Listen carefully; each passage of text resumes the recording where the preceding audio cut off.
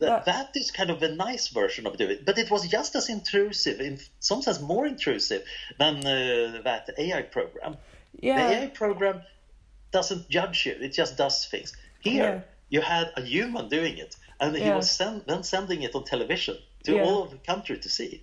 Yeah, that is some proper judgment there. Instead of, because like a computer program doesn't care ultimately. It's just kind of like, you've given me information, I've given you a result, ta-da, well done. And that's it. And like my more invasive idea was like, if people were wearing things, were wearing like Fitbits or something similar, you can come up, the Fitbit website provides you with all of the code that you would need to create an app for a Fitbit, and how easy it would be to create an app where it would track not only their location but also their biometric data while they go around while they go around the gallery, so you could tell whether people's heart rate increases or like blood pressure decreases when they look at like certain paintings and stuff. And I thought how wonderful and like interesting that would be, as like being able to see actually what people's emotions were when they were looking at certain pieces, whether they stood in front of certain ones for a longer amount of time, all of that. And if you rearranged where all of the paintings were every day, then you would be able to tell whether it was the painting itself that people liked or whether it was the location that people liked. Yeah. And I said all of this to my to my professor, and she was like, I'm scared now, like, stop. Yeah. And I was like, to be honest, I wouldn't be surprised if there are already things that are quite similar to this that are out. And she was like, don't even talk to me about it. And I was like, But that is really interesting, because I think this reveals that there is something going on here that is a bit deeper. So the most obvious thing is, oh yes, liability, maybe the press will write about how invasive it is. But you can get away with that by saying it's art. And actually there's a disclaimer at the door, etc. And isn't this a bit edgy? But I think what she actually responded to, or might be, suppose it turns out that it's the corner and not the artwork that matters. Yeah. That would be profoundly unsettling for anybody interested in art. Yeah, absolutely. I think it would be just very unsettling. But so in many ways, being unsettling to the viewers, that's one form of unsettling. But in many ways, I think if you want to do art or have an event happen, that's kind of cool. That's an intended consequence. But if you learn something you don't want to learn, that is more problematic. Yeah, absolutely. So you could find out that you've spent all of this time making this one specific piece. And it could be that it doesn't matter how good your piece is. It could literally just be the location within a gallery that determines like how much it gets sold for, or like how much people like it or take photos of it and share it on Instagram, you know. Which I find is quite interesting. Like I was sorry. So I think there is something interesting here about the fear of AI. There might be something like, we fear that we might discover things that we don't like at all. The AI program as a mirror, of course, is kind of a classic idea that we are using it to reflect on ourselves. But I think part of the fear we're getting is that, sometimes it will tell us very annoying things. And it might not even be if I try to be annoying or edgy towards you, I will do it in a very human way. Yeah. But this is just statistics. Yeah. It's just calmly, quietly giving us a worldview we don't like. Yeah, absolutely. And I think that's where a lot of people go wrong, is that they think that it's going to just make everything very effective and all of that sort of stuff. And it's like, no, I think since human beings are emotional, there will be times when AI will reveal things about people that you might not necessarily like, and you're just going to have to take it on the chin and deal with it. And it is interesting, but also since AI, at least the research that I've been doing into it, it talks about AI being like a black box, how it's impossible to know what the justification it is for it doing certain things. It can't explain to you how it's come to its conclusion or why it's come to that conclusion. It just has a conclusion. There's an input and an output, but what happens in between, people don't really know. And I thought, actually, if AI was used to make artwork, whether that would affect how much it would be like people, it would affect how much people would enjoy it. Because I think people would either be like, oh, this is so profound, like it's being so empathetic, and people will put their meaning onto this artwork produced by an AI. Or people will be really freaked out by it and be like, artwork is the one thing that's been sacred and it's been taken away. And it's fun because that lack of explanation, if I say I just have a gut feeling for this, most people would tend to respect that, but it's kind of a special form of knowing that is regarded as slightly special. Yeah. However, the black boxness of AI, that's a bad thing. The AI is supposed to always be able to explain itself, while if a human says, I have a gut feeling, we're supposed to respect that.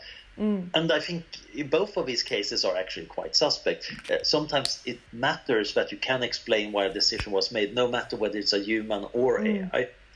This is why I'm actually quite impressed when reading legal text. Since I'm married to a prosecutor, they actually have to explain the reasoning in a fairly detailed, rigid manner. There's still, of course, human stuff going on all around it, but it's they are forced to actually outline in an extremely logical way, which actually the rest of us academics don't usually have to do. The mathematicians might be a weird exception. Yeah. But sorry. Yeah, no. Continue. Yeah, so I think there's something very interesting here about this black boxness, and when we respect that a system is opaque, because some artists, they get value because they're so mysterious and weird. What was ever going on in Van Gogh's tortured mind? We like to speculate about that. And if we had been writing a really extensive diary with all the little details, we would probably be a bit disappointed almost. Yeah. At the same time, the black box where we suspect there is nothing going on, but you get a complex, interesting artwork out of it, that might be a bit more unsettling, or even that this feels a bit plasticky or gimmicky. Yeah, and a bit naff. Like, yeah. And I like, the more research I've been doing into this, the more that I've found that there are certain places where I think it could work very well. So stuff like curation. You could use it for commissions as well, that like you put in a few images of like artwork, like along the lines of artwork that looks kind of a bit like this. I want to find someone who can make me a piece that kind of looks a bit like this. And then it just goes through Instagram and then finds a whole load of Instagram accounts that are kind of similar and can like automatically message these people. I thought that could be helpful. And then I thought, in terms of curation and presentation, as I said, that with the Fitbits, being able to work out whether it's the piece that's successful or the location, and how you could build a gallery purely based on what affects what, and how putting things in locations where people would find it the most appealing. Because there might be multiple effects too. Yeah. Sometimes the space does these things. I vividly remember when I was at the Prado Museum and walked into a door and realized that's a Hieronymus Bosch painting on my wall to the left. And then I looked along the wall and realized, this is a room full of Hieronymus Bosch. And then I just realized there is a wall behind me. And I knew suddenly what must be on that wall. I kind of felt the presence of the garden of earthly pleasures. That was an amazing experience, just because of the way that space was set up. I don't know, this might have been unique to me, but I think it was quite deliberate, and I kind of applaud the design for that. Yeah. It feels like one could be able to, sometimes I think it's simple and any curator could do it, but there might be other things where we might detect things using AI to really discover subtle stuff. Yeah, I hope so, because like based on the things that I've been doing over the last few years, like I haven't actually made any AI, but I've been doing a lot of research into it. For example, there's this one book that I found which is amazing, called Comes the Fiery Night, and it's by Cope, and it's a book of haikus that are all written by AI, and it's really quite funny because the reaction to it when it came out was that everybody was like, it's the end, robots are going to take over, we're all going to die, that's it. And actually since then nobody's talked about it at all. So there was like this initial knee-jerk reaction of, oh, it's evil, we're going to die, it's proof that nothing is sacred, like everything is algorithms, there's no artistic integrity in the world. Yeah. Was like, okay. But actually since then nobody's talked about it, and which I find is quite funny, really. And I wonder if the reason nobody has talked about it is actually the haikus are relatively flat. It's not a major landmark in poetry, which I would expect is part of it.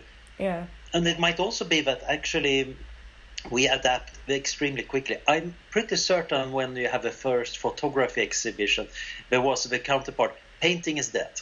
Yeah. We have cameras. Yeah. And of course, that discussion about the relation between painting and photography went on for a while and became quite interesting. But in the end, we just adopted to it. The problem here might be that we a bit too quickly forgot about that initial outrage. And then we're actually thinking about what is the role of algorithms in art. I think is super interesting. Yeah.